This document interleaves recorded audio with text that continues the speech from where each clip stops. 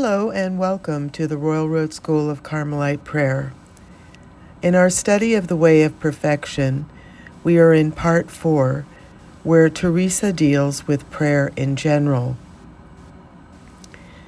We are specifically looking at Chapter 20, where Teresa tells us how, in different ways, consolation is never lacking on the path of prayer, and she counsels her nuns to let their conversations always deal with prayer.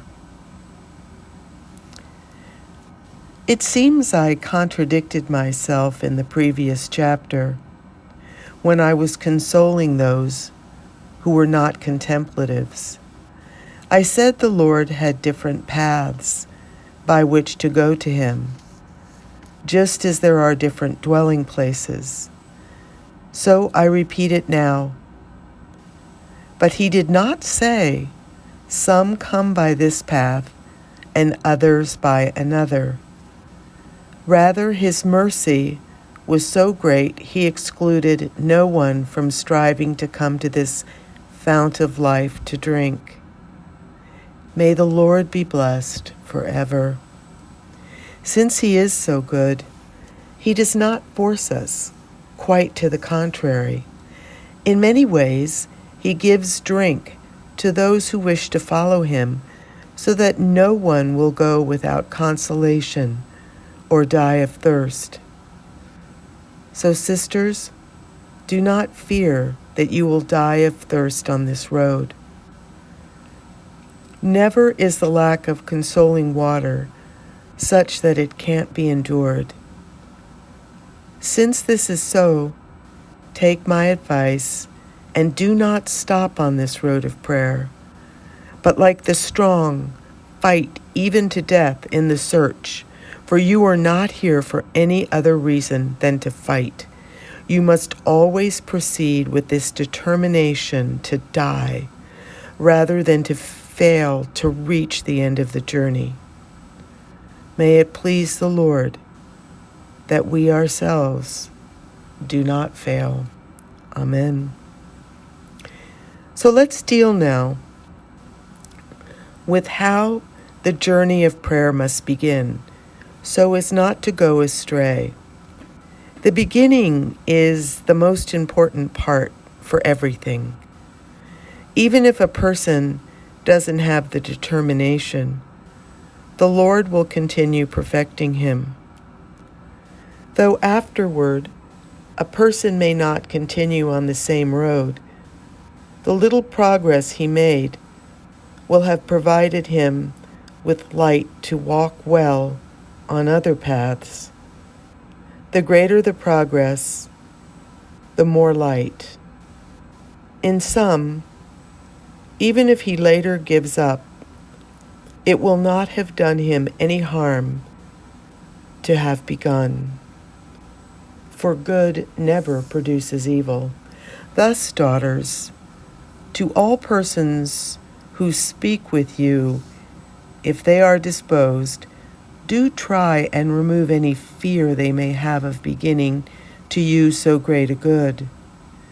And for the love of God, I beg you that conversation always be directed toward bringing some good to the one to whom you are speaking.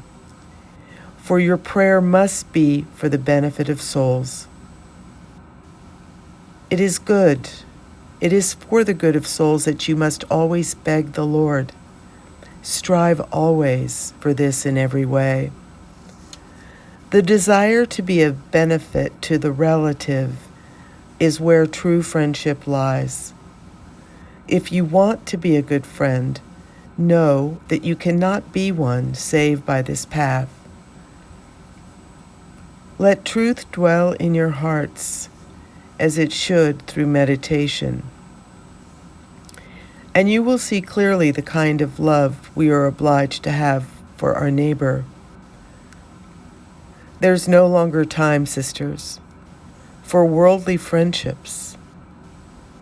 It can happen, though, that for a relative to listen to a truth and admit it, you will have to dispose him by demonstrations of love that are always pleasing. If you use them for the benefit of others, I do not forbid them. Others already know that you are religious and that your business is prayer. God is your business, and God is your language. Whoever wants to speak to you must therefore learn this language.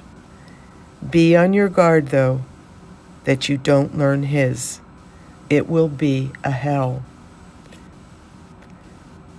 You will gain, though, in that no one will want to see you, except the one who understands this language. Neither will they make you weary or do you harm.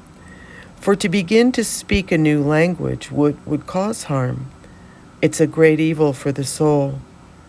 The new language of your relative involves a constant disturbance from which you ought to flee at all costs. For what is very suited to this path that we are beginning to discuss is peace and tranquility of soul.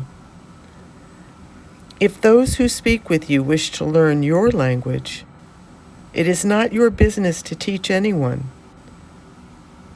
You can tell of the riches gained, since it is beneficial to the other. So he may then go and seek out a master who will teach him. It would be no small favor from the Lord if you were to succeed in awakening a soul to this good. Amen.